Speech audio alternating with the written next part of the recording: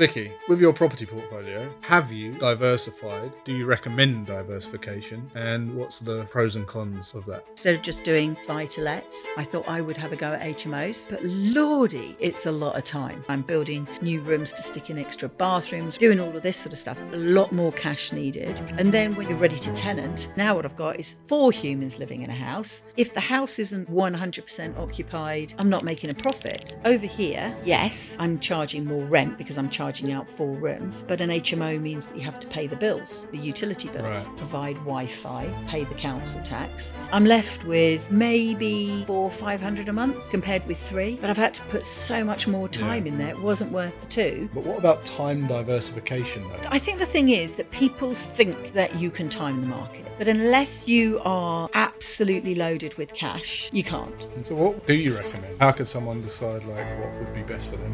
I would say Vicky, with your property portfolio, have you diversified? Do you recommend diversification?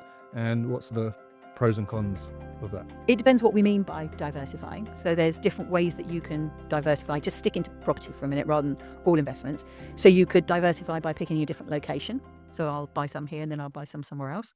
Or you could diversify in the house type. So I'm going to buy this house and rent it to a family, or I'm going to buy this house and chop it up into rooms and do that. Or you could completely diversify in terms of technique, where instead of renting to people, either as a house or as rooms, you then start looking at things like Airbnb or development or other things. I have, let's say, once or twice diversified. So I had a period where I invested in the Northwest. The property prices moved up. I also felt like I wanted to create more cash flow in the portfolio. So instead of just doing straightforward buy-to-lets, I thought I would have a go at HMOs. And that's not something I would have done in the Northwest, because although there was a student market there, it was quite a closed shop. And there were obviously some big players because you could see all these cookie cutter rooms. So they'd obviously got their systems going. So I then moved over to Lincoln. And Lincoln was great. It was another sort of Victorian town. Do love a Victorian terrace. We found a couple of property floor plan shapes that led themselves very well to being split up into 4-bedroom house of multiple occupancy, so that we could have either a 4-bed, 4-bath, or a 4-bed, 2-bath, and rent those out to individuals, and that way make more money out of it. But lordy, it's a lot of time. Yeah. You are going in there and it's a lot more money. So you're going in there and like for like between the Northwest and Lincoln, I'm buying the same priced house. But instead of doing maybe nothing or a coat of paint over there, maybe a new kitchen if I needed it, down here I'm taking everything pretty much back to brick. I'm building new rooms to stick in extra bathrooms, or I'm splitting existing bathrooms into 2 bathrooms, doing all of this sort of stuff. A lot more cash needed. And then when you've actually got to the stage where you're ready to tenant, over here, hello, family, you want to move in? Yes, let me check you out. Here's one contract, off you go. Put your kids in school and please stay there for 3 to 5 years. Thank you very much. Over here, your boys move in, your boys move out, the girls move in, the girls move out, the plasterers move in, the plasterers move out, and there's this constant turn, because now what I've got is 4 humans living in a house. All 4's lives can change and pivot at any point. And then you're either constantly changing one of them. If the house isn't 100% occupied, I'm not making a profit. So over here, I was making, let's just make the maths nice, a simple, let's call it 300 a month after I've paid the mortgage. Over here, yes, I'm charging more rent because I'm charging out 4 rooms, but an HMO means that you have to pay the bills. You have to pay the utility bills. Right. So they've got the heating on and the windows open. You find ways to control that. So once I've got my nice little 1,200 in, but I've then paid out 400 a month in utility bills on average over the year, and then I've got to provide Wi-Fi, and I've got to pay the council tax, and then I've got more repairs because they're constantly coming and going, and I have to pay the letting agent to do a new contract because every time one goes, they've got to do the check-in, the check-out, and then write the new tenancy agreement. I'm left with maybe 400-500 a month compared with 3. But I've had to put so much more time in there. It wasn't worth the 2. And the overall cash that I put in meant that the overall return wasn't there. So I went back. Simple buy-to-lets. But people tend to do that a lot, where they feel like the busier they are, the more profit they should make, or the more kind of they don't. It's like that 80-20 principle. You're spending 80% of your time on the worst things that you could be doing, Yeah. and 20% of the time on the things that are generating 80% of your profit. And I think humans are like that. One of the diversifications that you did mention time, but what about time diversification though? Like, is there a better time to buy, or is timing the market in terms of property? I think the thing is that people think that you can time the market. But unless you are absolutely loaded with cash, you can't. No. Because you just can't move fast enough. There have been times when I've seen a street and I've gone, this is it. I've got the house at the cheap price, but I know that all of the houses in this street are worth a lot more. I can buy it. I can do my light refurb. I can flip it out. I can make 30,000 profit on it. Whoopee doo. Off I am. I'm going. And then the lender just somehow gets stuck in quick drying cement somewhere along the line. I mean, they wanted everything inside leg measurements, basically a pint of blood. They just endlessly came back because you needed to get a specific lender that didn't have the restrictions like the early redemption penalties that if you finish your mortgage sooner. So you wanted a specific lender so that you could use the lender to get in and get out. If you'd had cash, I'd have been in and out, possibly, depending on the vendor's solicitors, I could have completed within a month, Right. 4 months down the line. Wow. And then when we complete, 2 other properties down that street have been repossessed, put out on the market. All of a sudden, the value of the market in that street, instead of being 90,000 and I'd bought at 50, now there were houses on the market for 65. Right. I still done well buying at 50, Mhm. but there was no way that I was then going to be able to sell it to somebody else and have a surveyor come in and give me a value at 90. They were Yeah. going to downvalue me, and they did. So then we didn't sell it, we kept it. That's always a way that you can get back. Yeah. So you think that you can time the market without a large amount of cash. I don't believe you can. I don't believe you can work that well. And then the other side of it is, why are you trying so hard to time the market when really the market is the market? Yeah. We live on an island. We do not have enough houses. We have too many humans. And therefore, there's always going to be people that need to rent. So you don't have to worry. No. And you're in it for the long term. You know, we've talked to you about Bitcoin a way back, and we've talked about shares, that this is a long-term plan. So I don't need to time anything other than I have done it yesterday? Mm. So what do you recommend? I mean, the goal, whether it's a property type, HMO or a flat or up north or down south, I suppose it's about understanding the pros and cons of each of those to become aware of those, and then the person deciding what suits their personality most. Oh, Right? totally. Yeah. Totally. Your knowledge, your approach to risk, and the resources that you've got to put into it, time and money. Absolutely, it's that. So how can someone decide like what would be best for them then? Well, and the cheap and flip answer would be give me a call and I'll help you work it out. But if we want to do it remotely, I would say, why? Why do you want to invest in property? So if I asked you, why do you want to invest in property? You might say, because you want some financial security, or you want to fund the school fees, or you want to fund an early retirement, Mm. whatever that is. The chances are that whatever words you use, the real answer is you want more monthly cash flow that will give you either some more cash in the house to pay for something that you want, or more cash in the house that you can put away and store up for an early retirement or a holiday or a wedding or whatever. Yeah. It's got to be about the cash flow. You might think when we start a conversation that, right, well, then what I want to do, Vicky, is flipping. I want to buy a house, do it up, sell it out, and then I'm going to take that lump and then I'm going to go again. And what I'll do is I'll make 30,000 and I'll keep 10 and I'll turn the 20 round again. It doesn't work like that because you can't guarantee that the market will cooperate. If you're going to do a proper flip, you have to do sufficient work that you can prove to the surveyor who is going to come in and value it for the sale that you want as your exit strategy, that you've done enough to that house to make it worth the amount that you now want to claim in profit. So, for example, if we keep the number simple, you pay 50 for something, you do 20 to it, but you want to claim 100, that 20 has got to be more than a coat of paint. Yeah. That 20 has got to be gutting that house, and you've got to have all the bills to do it. That takes time. Yeah. So now you put the offer in on month 1. If you're lucky, maybe you've done it by cash, you've completed on month 2. If you're lucky, you've done 3 months worth of gutting it, whatever else you're doing it. If you're lucky, you've got a buyer within 2 months, we're on month 7. In 7 months, a lot can happen to that street. Yeah. A lot can happen to the property market. We could have had Liz Truss come in and go out. Yeah. We could have had Trump come in, cause chaos, and be moved into the next. All sorts of things could happen in 7 months. And you're going to gamble your money on an exit strategy you can't control. Mm. And that, for me, is too much risk. But if you just plop your money into, and I call them little brick houses, the little brick banks, and you put your money in, you're going to get the cash flow coming out. Put the money in, cash flow is coming out. Put the money in, cash flow is coming out. And don't remortgage them, because there's a lot of that remortgaging, because that reduces your cash flow. You then take that money and you leverage it again. So I've started off with leveraging my money using a mortgage rather than having to buy it with cash and having more money, so I can buy more to start off with. I get my cash flow coming out and I'm not paying utility bills and I'm not having high turnover because I'm putting my families in. I'm going for the easy win all the time.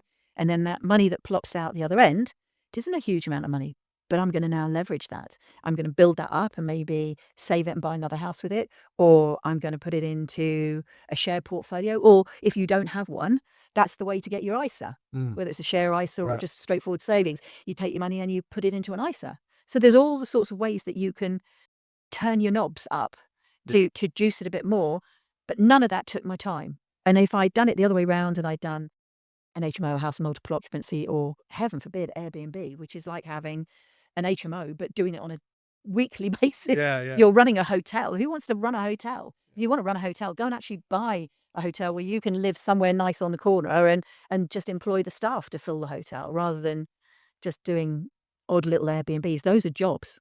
Yeah, and I mean, a hotel, the difference with that is you also have to run a business. Yeah.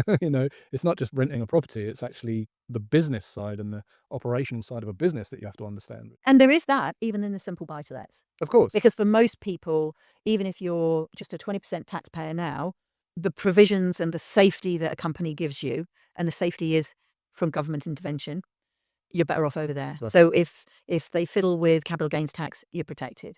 If they change corporation tax, you are now one of the corporations, and there are millions of corporations, and they'll all be moaning about corporation tax being altered. So you've got more chance that that won't be fiddled. If you're just buying it in single names, I mean, the current thing at the moment, talking about the autumn budget for 2025 is, and I do think half the time these are just rumours to distract us, Yeah. is that they're going to add national insurance to rental income. So here's your rental profit. You already paid tax on it gross. Now you're going to pay national insurance on it gross. The ridiculousness there, and I won't dwell on this because I could do a 4-hour podcast on this, is it's simply going to put up the rents for the poor people. I know, it's careful what you wish for is the whole. Yes. Yeah, all these tax things, I just think careful what you wish for. But like you say, it seems ridiculous at some of the things that they're talking about, whether they're rumours or not. But the VAT threshold is apparently coming down to 30K and 100% inheritance tax. I know. What? I mean, that's just laughable. I know. Okay, so what do you recommend if people are, let's just say that they want to go and do a buy to let, not a HMO? What are the kind of pitfalls that they should watch out for, I suppose? Okay. Well, I also do think that diversification has its time. Okay, so we will come to that. Later on. Yeah. Yeah. You build your foundation first. Uh-huh. Depends on what your goals are, but getting somewhere between 5 and 10 properties, however long that takes you, means, in my opinion, that if you've worked with someone. So one of the things I do for all my sourcing clients is I teach them. I used to offer people mentorship and they went, no, I don't want you to teach me how to do it. I just want you to do it for me. Fine. But that's not good enough, because if I do all the finding the property for you and you don't know how to manage it. So what I've done is I've not tell you that I'm teaching you how to run the business, but I will teach you how to run the business through the back door when you're not paying attention, because I will set up the Dropbox for you. I will set up the systems. I Right. will give you the videos, and you will be force-fed the education that you need in order to make all these little houses that we've managed to buy for you work. So you are still running a business. So there's that bit there. But when you've got your 5 to 10 houses on whatever time scale they've been working on, which some of it is to do with your risk and some of it is to do with your cash flow, because you're going to use my time in this example. When you've got that far, you'll now have been through, chances are, a tenant moving in and out. You'll see what that's like, and I will have been there to support you and to ask because what we do is we do sneaky things like you send me the email and I tell you the questions to ask, and then you email back to the letting agent so that you're learning what to ask for, so that you can stand on your own 2 feet if ever I'm not around. And so you've got this education. You've also got, let's just say, 10 houses, and they're generating an income. You'll have a minimum of £3,000 coming in a month. That is a nice, solid foundation from you to then go, do I like property? No, I don't really like it, but I like the money. Okay, I'm going to just carry on getting more buy-to-lets. The system's simple. Do I want to stay in the same area that we're looking at?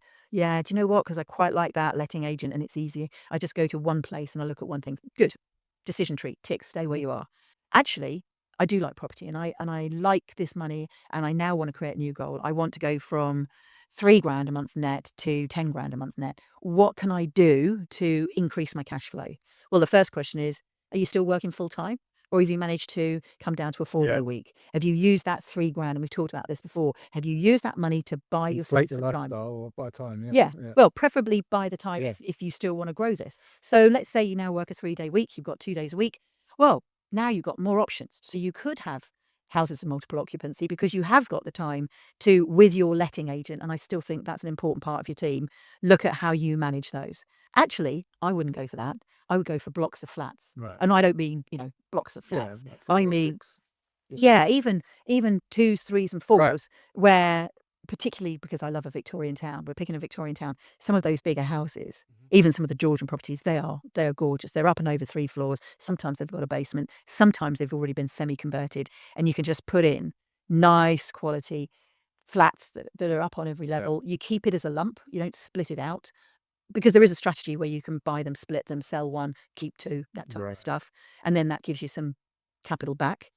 But actually just keep them as a money machine. Yeah. So now you bought a bigger block. We're looking at one at the moment, which is, I think it's sort of looks like 4 houses Right. in a terrace, but it's not. It was originally some sort of a factory that they'd converted it into.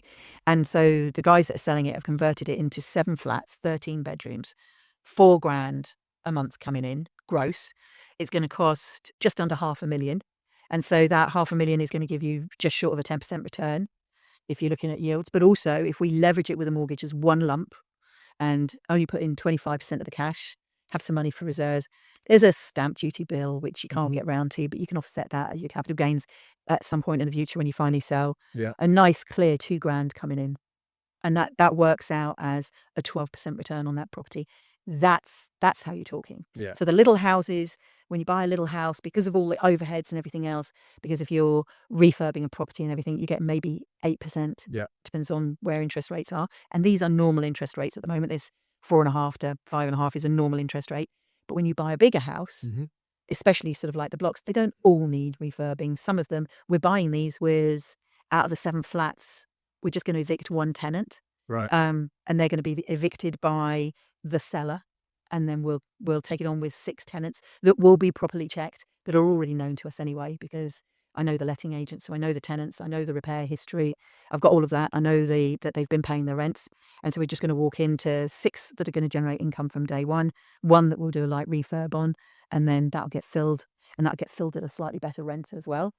Happy days. Nice. Yeah. That's the way that you're sort of still doing the same thing. You're still roughly in the same area.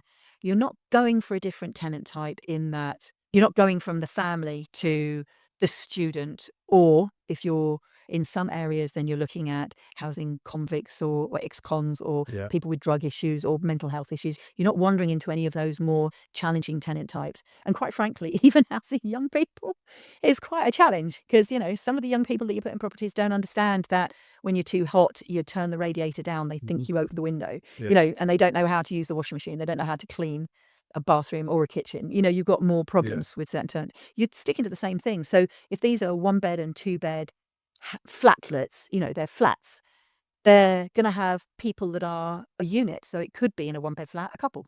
Yeah. It could be in a 2 bed flat, a small family.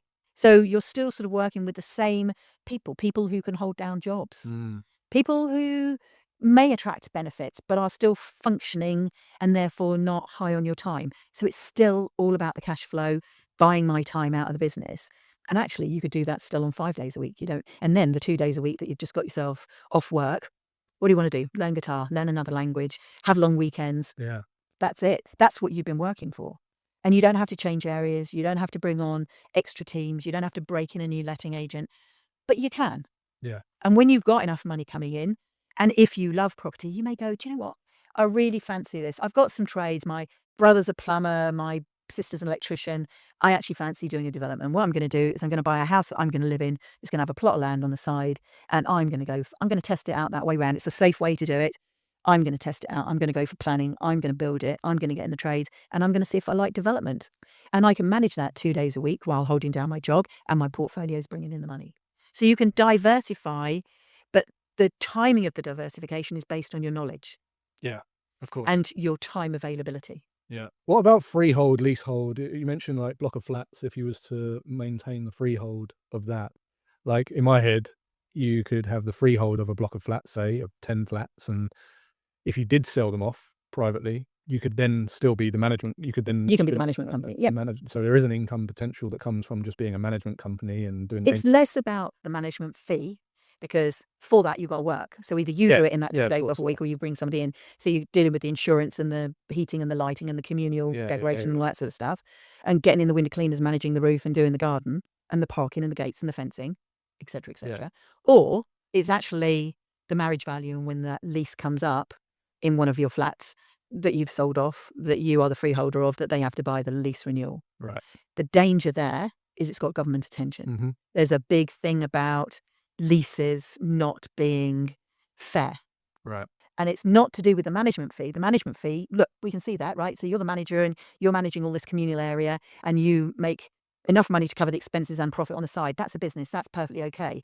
But I live in this, and you're going to say that because other people have lived here and now it's only got 80 years on the lease, and lenders will get involved in here. They're part of the problem in that they say, now you're not going to have a new mortgage because there's only 80 years left on the lease, that you can then really hold me hostage and charge me almost whatever fee you like to renew. That is where the profit is, but that's also where the attention is, the government's attention.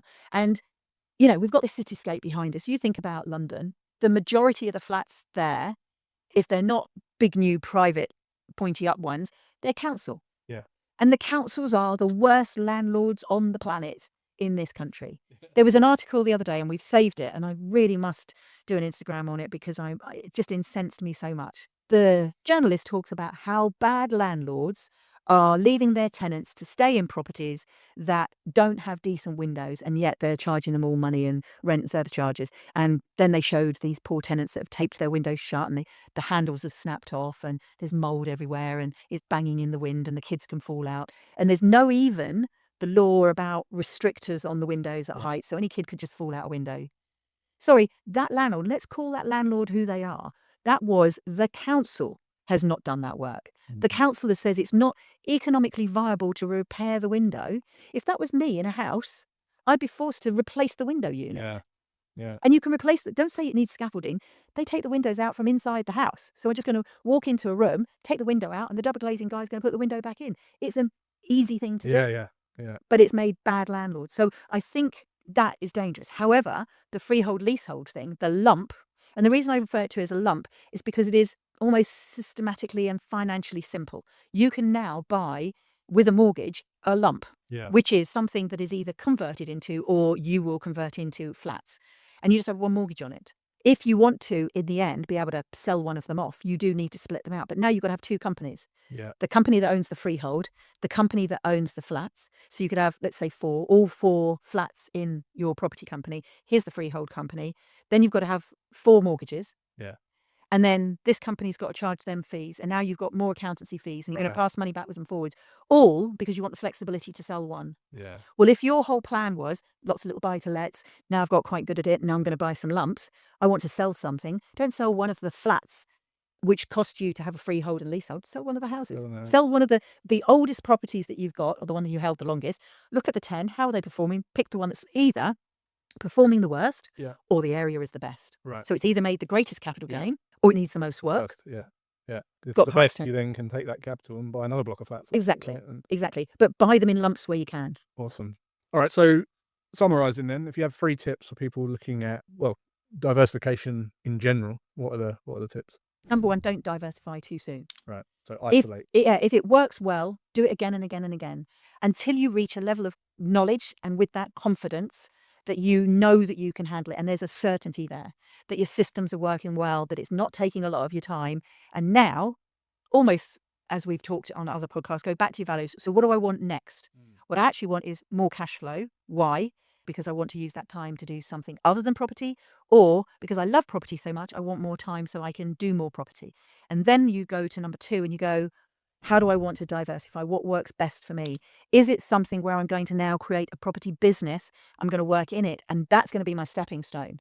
So I was having a job and I was buying little buy-to-lets. Now I've got enough money that I can buy myself out of it. I'm going to build a property business because that's what I want to step into. And I'm going to do that for the next 3-ish years, working 2 days a week. And I'm going to choose houses of multiple occupancy or Airbnb and any of those variations like that, which are time intensive, but potentially if you get them and the system's right, more cash flowy. Or I don't want to work in a property business. I want to go off and learn guitar or have 4-day weekends. Then don't pick one of those techniques.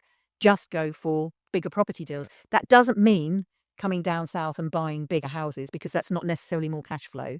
It means buying a bigger lump where you are that you can Right. leverage more, which is what we were talking about, the freehold lumps. And then be careful about picking a different area, because while there is diversification, say, well, I've got this one area that I'm in, I could go and move to Lincoln instead of in the northwest. You've got to travel to 2 locations Yeah. now.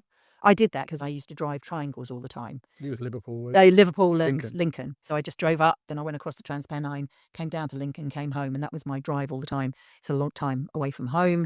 It's having 2 different estate agents. It's having you head in different places. They'll always have slightly different systems. You only need to pick a different area in the area that you're in. Right. So you don't have to go to the other side of the country. So if you're in Liverpool and you invest in L13, have a look at L9, have a look at not L1, but L20, L4. L's. Yeah, just Yeah. where you are, because technically your letting agent could still manage within that period. Your build team, who you know and trust, and they don't rob you and they give you a good price, but you always check them, could still work in there. So it doesn't have to be dramatic to be a diversification. It can be from this size, from a 2-bed, I only buy 2-bed houses, to now I only buy 3-bed houses. Or I used to buy 3 beds, now I'm going to buy 4 beds because the rent on that extra bedroom makes it worth it. Or I used to buy houses, now I'm going to buy lumps. You could even buy lumps that you're going to convert if you want to. But you're sort of staying within the same realm until such a point where you either love it so much you're going to make it your business and you're going to transition into it, or it's generated enough money that whatever your 9 to 5 was, you're going to step into something completely different. And I think that would be my advice. Not too quick, not too far, not too complicated. Right. Thank you.